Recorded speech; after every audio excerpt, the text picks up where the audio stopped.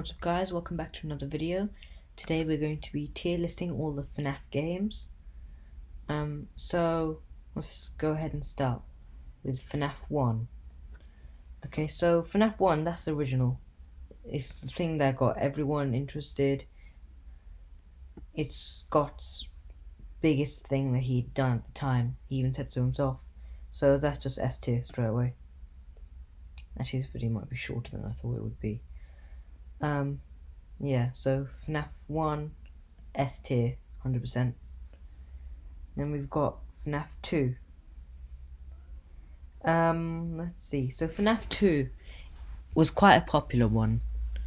It's what made a lot of people fall in love with Fnaf, because this time you have no doors. It gave it a more horror element to it, because you have nothing to protect yourself other than a mask, and that's it. So that one relies on wits more than anything. So I would put that A tier, but not S. I might change things around later, but for now it's A tier. Now FNAF 3, we see Springtrap for the first time.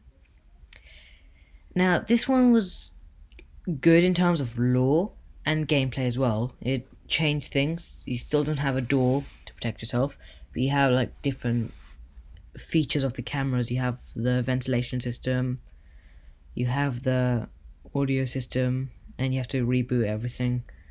And the phantom animatronics as well, they're really annoying.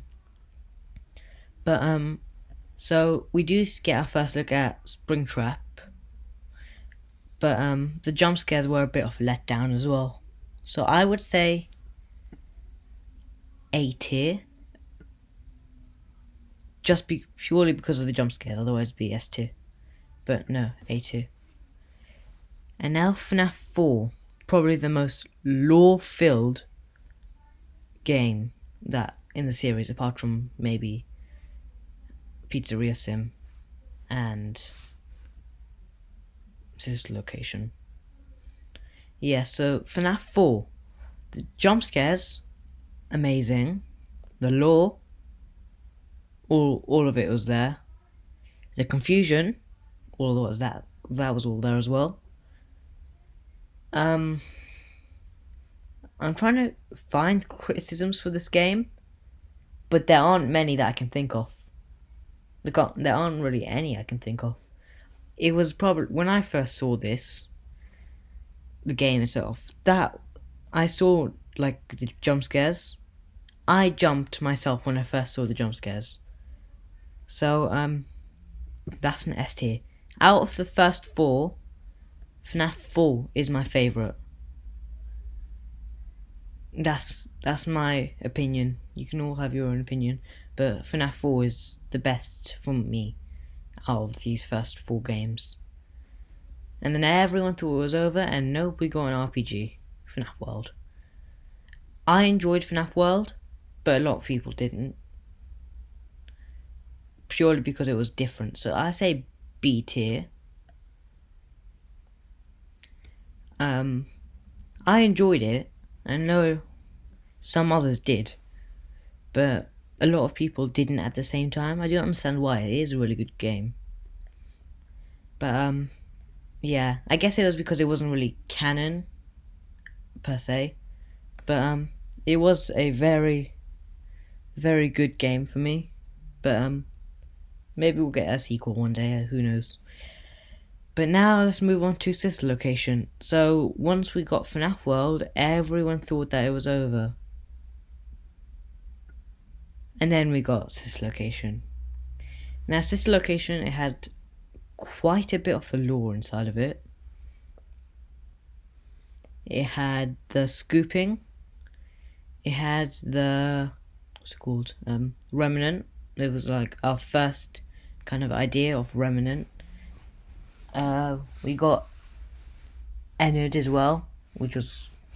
We also got Michael Afton as well, so that confirmed that William Afton had a son. I guess that's a way of saying it.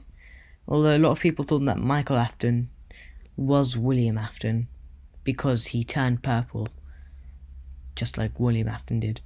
Yeah, I really enjoyed this location. I would put that as at an S tier. I don't think any game here would get a D tier. I think the lowest I'd go is C. But yeah. So far, I'm doing pretty well. This location, yes, I love that game. It was quite long and very difficult on quite a few things. For example, what's it called in the start where you had to hide on the desk and the biddy babs would try to open it. That was quite weird because the controls. There was also the part where you were in the suit and the weird spider things. Forgot what they're called. Mini arenas, I think. I think so. It was either that or something else. Some mini animatronics came and tried to kill you, and you had to keep winding up the spring locks, otherwise you'd die. That was originally difficult, but then I remember Scott changed it to make it less difficult because barely anyone could get past it. Only a few people did. Anyways, we'll move on to Fnaf Pizza Sim. Now, once again, everyone thought that, after this location, we're not going to get another Fnaf game, that's it. And then we got this Pizza Sim. Now, Pizza Sim is probably, apart from Fnaf 4, and maybe Help Wanted, and maybe these modern ones, Pizza Sim is probably one of the most, if not the most, lore-packed games. We've got Henry. We get our first voice reveal of Henry. We also got the scrap animatronics, so reincarnated version of Springtrap, Circus Baby. Lefty was new as well. He was designed to capture the puppet. I didn't really get Pizza Sim, but I enjoyed it. And Helpy was funny as well. So Pizza Sim kind of gave you a different idea of FNAF, you could say. It was more like training you for real life, I guess. It gave you lawsuits. It gave you price cuts, so stuff where you couldn't afford it, just had to lower the price and make it less quality. But so Pizza Sim, I would put that at an A tier. Very lore infused. The animatronics were mid, I would say. But overall, it was alright, I guess. Now, Ultimate Custom Night. This one was one that gave people literal seizures. And people cried because of that as well. Like, for example, Dorko. When he did his 50-20 mode, he beat it, he was literally crying. But I can understand why. As I said in the last video, I almost did beat it myself because I don't actually know why it's a because, but I almost beat it, then I died. And I haven't played it since, so yeah, let me know if you want to see that. I guess I could try doing that for a video. I doubt it though, because I've got a Mac and it's not available for Mac. Which is a shame, but yeah.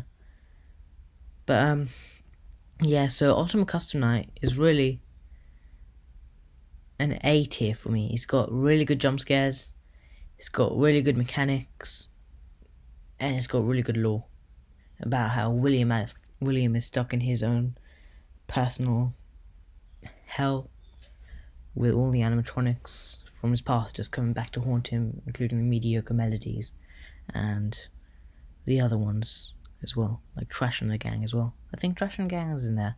Actually, don't even know. Let me know in the comments, I forgot. FNAF VR, straight S tier.